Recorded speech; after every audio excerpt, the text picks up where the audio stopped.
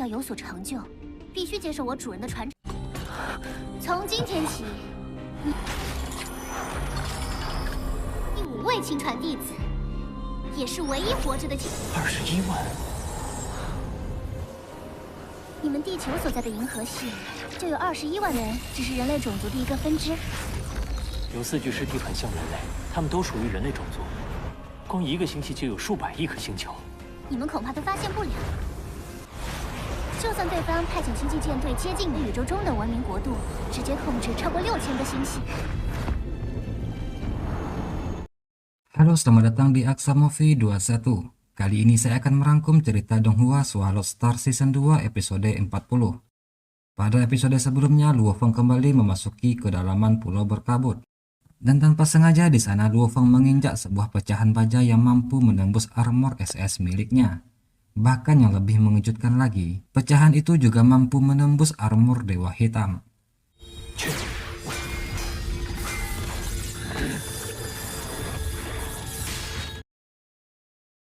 Luo Feng berpikir jika pecahan berwarna merah itu adalah bagian dari senjata makhluk asing. Jadi dia pun lalu kembali menjelajahi tempat tersebut. Dan kali ini Luo Feng menemukan sebuah reruntuhan pesawat asing yang sangat besar. Bahkan di sana Luo Feng juga menemukan ratusan kristal kayu dan beberapa mayat pejuang asing. Ketika Luo Feng sedang asik memikirkan asal-muasal mayat-mayat itu, tiba-tiba dia dikejutkan oleh kedatangan seorang gadis kecil.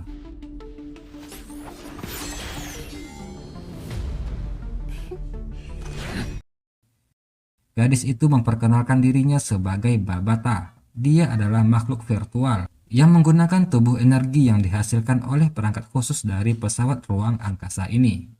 Babata menjelaskan jika selama hampir 50.000 tahun ini dia telah mengamati bumi untuk menemukan orang yang bisa menjadi pewaris tuannya. Yang ternyata mayat-mayat pejuang yang ditemukan Luo Feng tadi adalah pelayan dari tuannya Babata. Babata juga menjelaskan jika dulunya mereka semua adalah sosok yang sangat luar biasa di alam semesta. Namun 50.000 tahun yang lalu terjadi perang besar yang menyebabkan planet meteorit hancur. Dan kejadian itu juga menyebabkan tuannya dan semua pelayannya menjadi tewas. Kemudian secara perlahan sebuah peti mati kristal muncul, yang tentu saja membuat Luo Feng terkejut dan takjub. Dia lalu memperhatikan peti mati itu dengan seksama.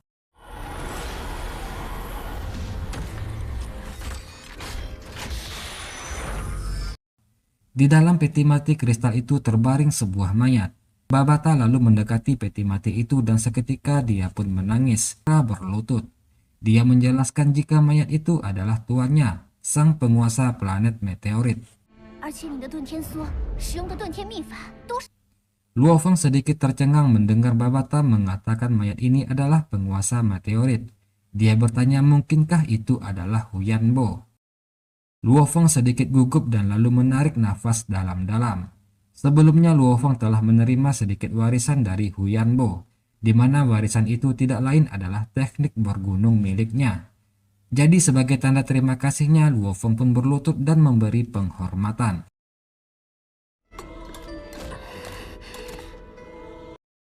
Babata memandang Luo Feng. Dia bertanya apakah Luo Feng bersedia menjadi murid tuannya dan menjadi penguasa meteorit masa depan. Luo Feng terkejut mendapatkan pertanyaan seperti itu. Dia tidak tahu harus berkata apa. Babata yang melihat Luo Feng ragu-ragu menjadi kesal. Dia tidak ingin penantiannya selama 50.000 tahun terbuang sia-sia. Babata berkata jika Tuan Huyanbo telah hidup selama lebih dari 60 juta tahun. Dia adalah pejuang terkuat yang tak tertandingi di alam semesta ini. Hal itu seketika membuat Luo Feng kaget. Saat ini Luo Feng masih belum paham mengenai konsep pengukuran kekuatan di alam semesta. Ekspresi Luo Feng membuat Babata kesal. Hari ini dia akan memberikan Luo Feng pelajaran dan menunjukkan luasnya misteri alam semesta, juga seperti apa kedudukan tuannya di alam semesta ini. Mengingat jika planetnya telah hancur dan seluruh teman-temannya telah punah, Luo Feng berpikir jika Babata memang ingin menjadikan dirinya sebagai pewaris. Jadi tanpa ragu lagi Luo Feng pun bersedia mendengarkan penjelasan Babata. Tidak peduli apapun itu, Luo Feng harus memanfaatkan kesempatan ini untuk belajar lebih banyak hal virtual tata surya. Babata menjelaskan jika sangat banyak kehidupan di alam semesta ini. Galaksi Bima Sakti tempat bumi berada saja ada lebih dari 210.000 planet dihuni oleh manusia. Tapi kehidupan mereka berbeda dengan kehidupan manusia di bumi, dan penduduk bumi hanyalah cabang dari umat manusia. 地球人只是人类种族的一个分支。 Luo Feng semakin kagum, sekarang dia sadar jika skala umat manusia di alam semesta sangat besar. Sebelumnya di aula ada 4 mayat pejuang. Luo Feng bertanya apakah mereka itu juga termasuk ras manusia. Babata lalu menjelaskan, jika keberadaan galaksi dan planet di alam semesta ini juga tidak terbatas. Manusia di Bima Sakti dan 7 galaksi lainnya membentuk Kekaisaran Blue Silver, sebuah bangsa dengan peradaban besar di alam semesta. Luo Feng heran dan tidak bisa mempercayai hal itu. Apalagi ada miliaran planet di satu galaksi. Dia tidak bisa membayangkan jika ada suatu kerajaan yang menguasai 8 galaksi. Babata kembali menjelaskan jika peradaban kerajaan Blue Silver jauh lebih maju dari bumi. Bahkan jika pihak lain mengirimkan armada bintang mendekati bumi, belum tentu penduduk bumi bisa menyadarinya. 你们恐怕都发现不了。 Di dalam Wild Mountain.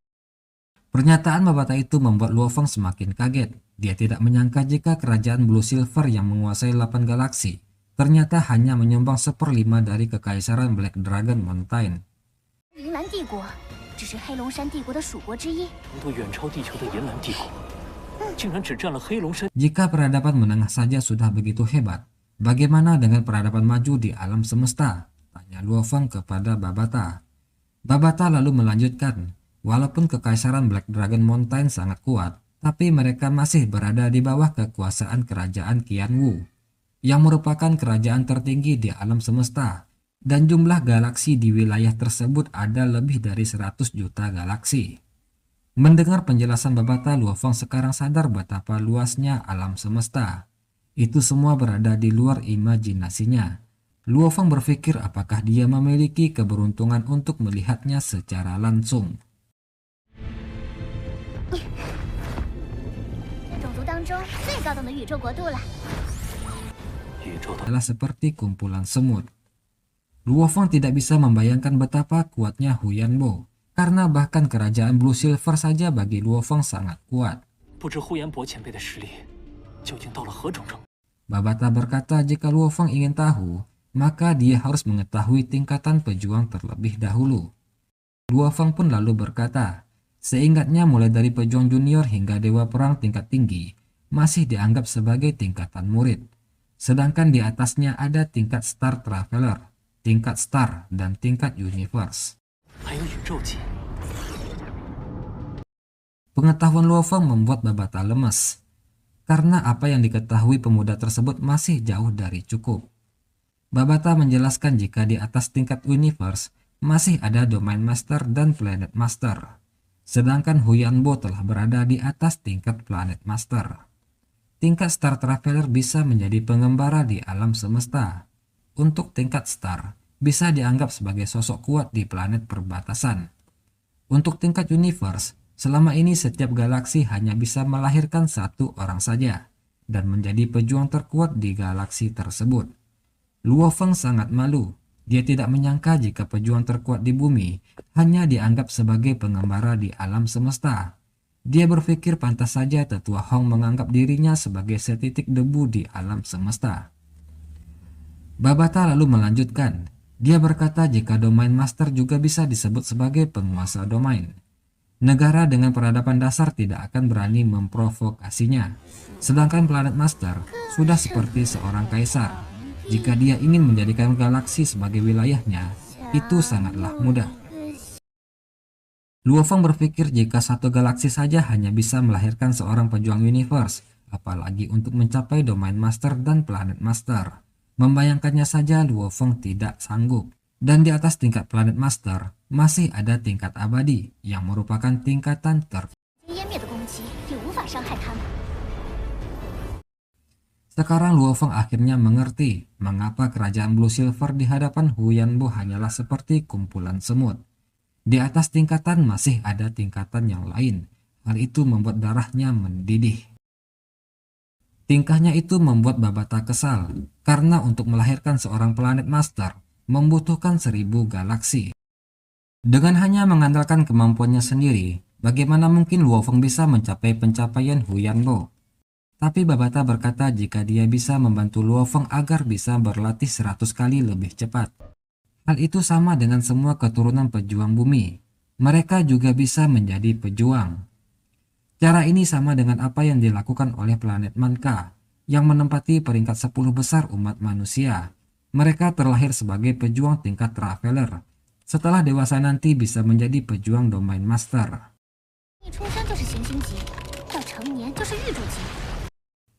Luo Feng juga bisa menggunakan metode rahasia ini, mengambil garis keturunan terkuat untuk berlatih. Seperti apa yang dilakukan oleh Huyanbo untuk membuat kultivasinya meningkat pesat. Tapi jika Luo Feng ingin berlatih secara normal, tentu akan membutuhkan waktu yang sangat lama.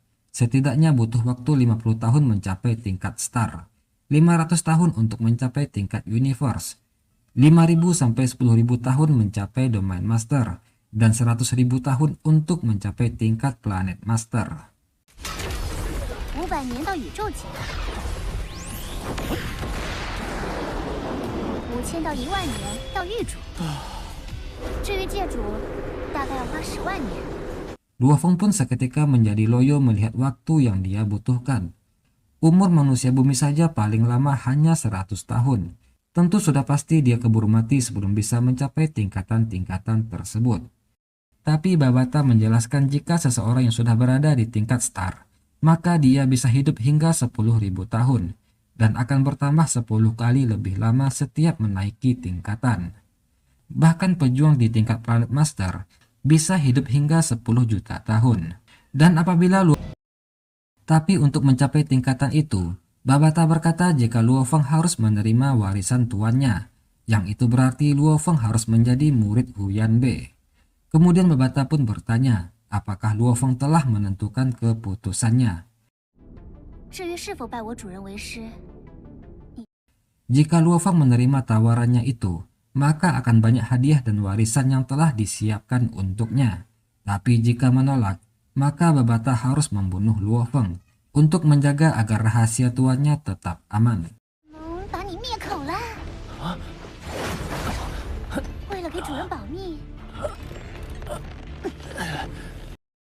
Luo Feng pun tidak punya pilihan. Lagian hal ini juga bertujuan untuk meningkatkan kekuatannya sendiri. Sehingga dia pun memutuskan menerima tawaran Babata. Dengan demikian mulai hari ini Luo Feng dilantik sebagai murid kelima Huyanbe. Dan juga satu-satunya murid yang masih hidup. Babata telah mencatat semua metode rahasia Huyanbe sebelum tuannya itu mati.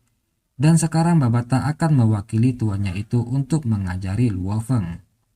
Babata lalu menyimpan kembali peti mati kristal tuannya dan kemudian mengajak Luo Feng ke sebuah tempat.